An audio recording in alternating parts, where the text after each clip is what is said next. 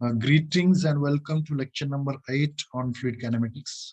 So this lecture we are going to discuss some numericals on types of flows.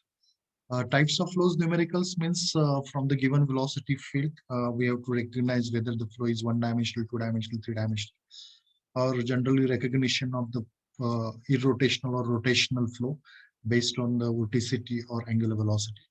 So this type of flow generally, this type of examples generally asked. So see your first example, in a fluid, the velocity field is given. So from this given velocity field, we can easily recognize uh, this flow is three-dimensional unsteady state in general. But what is asked, that is we have to calculate the component of velocities. So u, v, w. So easily we can then speed by putting the value of x, y, z, and the speed at time t is equal to 2 seconds, and at zero, second coordinate is 0, 0, 2, and also classify the velocity field. So with the help of this expression, whether the flow is steady or unsteady, whether the flow is uniform or non-uniform, or whether it is one or two or three-dimensional. Comparatively a simple example. So velocity field is given. So obviously the three components of velocity is u, v, w. This is the first answer. By putting the values of space coordinates 1, 1, 1, we can calculate the values of u, v, w. So these are the values of u, v, w. And in order to calculate the magnitude of v, using v is equal to under root square plus v square plus w square, comes around under root 4t square minus 12t plus 59. Then in the third question, the speed is asked at time is given, that is 2 seconds, and at 0.002. So we're putting the values of time t is equal to 2 seconds and all three coordinates. We can estimate the value of velocity that comes around 4.472. And in order to recognize the type of flow, easily we can recognize. So as whether it is steady or unsteady, as velocity is a function of time t, so it is unsteady state. Here it is a function of space coordinate as well. So everywhere velocity varies with space coordinate as well. So if it is a function of space coordinate, then it is non-uniform flow, we can say. And of course, it depends on three dimensions or three space coordinate. It is x, y, and z. So it is three-dimensional flow as well. So this way we can recognize the type of flow. So since v is the function of x, y, z and depends on t, that's why it is unsteady. All three space coordinates, that's why it is called as non-uniform flow. And lastly, it is a function of all three dimensions. That's why it is called three-dimensional. The second example, we have the two velocity components are given. Examine whether these velocity components represent two or three-dimensional incompressible flow. If three-dimensional flow, determine the third component. So two velocity components are given, and if these two velocity components, and it also depends on three space coordinates. So there is a confusion whether they are function of, because in this case, altogether velocity field is a function of three space coordinates, but two velocity components. So both possibilities are still there. But in order to, if these two velocity components satisfy the continuity equation, means the flow is possible, and that is a 2D flow. If they don't satisfy the continuity equation, then the flow is not two-dimensional flow. Then obviously the flow is three-dimensional, and hence we can determine the third component. So similar way we can calculate that u and v component are given. The velocity components, a two-dimensional flow should satisfy the continuity equation. So we write the continuity equation for 2D flow.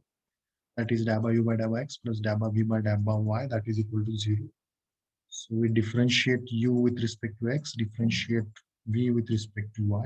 These are two expressions. And it comes non-zero. That means the flow is not two-dimensional. That's why from the given velocity component, if it doesn't satisfy the continuity equation for 2D flow, then it is not a two-dimensional. Now then it is a three-dimensional flow. So for three-dimensional flow, the continuity equation is this: dabba u by dabba x, dabba v by dabba y, dabba w by dabba that is equal to 0. Now, in order to calculate the third component, first we put the differentiation of vu with respect to x here and differentiation of v with respect to y here, and we can calculate dabba w by dabba z. So integrating, we get this expression. So the constant we can write in this particular fashion. The constant, it may or may not be a numerical constant. It may be a function which is the function of other two components, that is x, y, and time.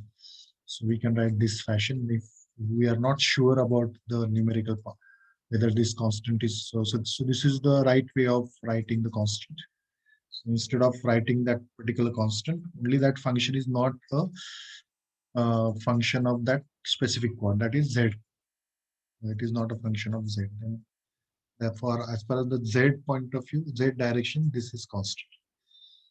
So integrating, we'll get this expression. Hence, the third velocity component is minus yz minus z square plus f of x, y, t answer. So this term is very much essential.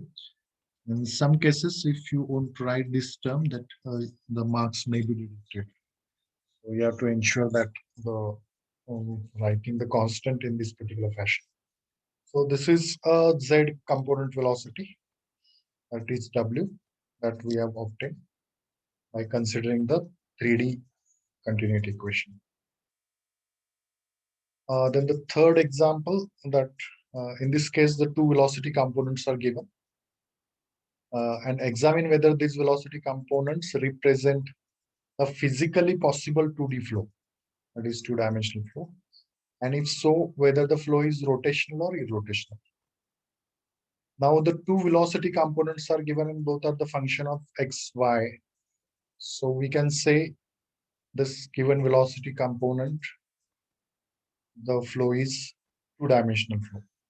But that doesn't ensure unless these two velocity components satisfy the continuity equation. So first of all, we'll check whether these two velocity components satisfy the continuity equation or not. So these two components are given. So two-dimensional flow will be continuous if it satisfies the continuity equation for 2D flow. So differentiation of u with respect to x and differentiation of v with respect to y.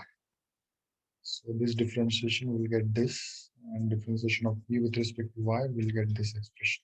It's a simple differentiation, well standard. So after putting the value of this dabba u by dabba x and dabba v by dabba y in this equation, it comes 0. That means it is a 2D flow, as the given velocity component represent a physically possible two-dimensional flow. That is the first part. Second part, now we have to verify whether this flow is rotational or irrotational. So in order to verify the flow, whether it is rotational or irrotational, the rotational component we have to check. So whether if the rotational components are 0, then the flow is 0, irrotational. And if it non-zero, then the flow is rotational. So rotational component means either vorticity or angular velocity. As this is 2D flow, we have to cross-check only the one vorticity component. If the flow is 3D, then we have to check all three components. But for 2D flow, there is only one rotational component. That is, if uv is given, then only omega z component we have to verify. So for rotational or rotational, omega z, that is equal to dabba v by dabba x minus dabba u by dabba y is equal to 0. So I already told you that how to memorize these expressions. So whatever the component we have to determine, that is, so for example, the z component. So after z, we have to first write, after z, the x comes. First, we have to write dabba by dabba x, then minus 1 upon dabba by dabba y. Then in order to write this velocity components, dabba by dabba x and dabba by dabba y, then only velocity components we have to put. So y component velocity we can put here cross, x component velocity we can put here, because these are the normal velocity gradients. So this way we can write the expression without mugging the expression. If you remember in this particular way, it will be easy for you. So if it is x component, then x component we have to determine, write the expression. So omega x, that is equal to dabba x, after x it is come dabba by dabba y minus dabba by dabba z. So z component here, that is w. So dabba w by dabba y, and then this is y component we can write vf, that is dabba v by dabba z. So this way we can calculate. Now here, this is a rotational component. If it is equal to 0, then the flow is irrotational. Now we have to check whether it comes 0 or not. So first, we differentiate v with respect to x in this case. So it's dabba v by dabba x is 24 axy positive, and dabba u by dabba x is again 24 axy. Both are same. So as both are identical, it comes automatically 0. So dabba v by dabba x minus dabba u by dabba x is equal to 0. Hence the flow is irrotational. So this way we can recognize the flow is rotational or irrotational. For 1, 2, or 3-dimensional flow, from the velocity field we can recognize, but that flow, for possibility of flow, these velocity component must satisfy the continuity equation. That way we have to justify. So these are some examples related with the types of flows. So at the end of this particular session, you should be able to estimate the types of flows from velocity field using a suitable expression. Suitable expressions means for 1, 2, or 3-dimensional flow, we have to use continuity equation, and for rotational or rotational flow, we have to use the components of rotational vorticity or angular velocity. So with this, we have completed this particular session. Thank you very much.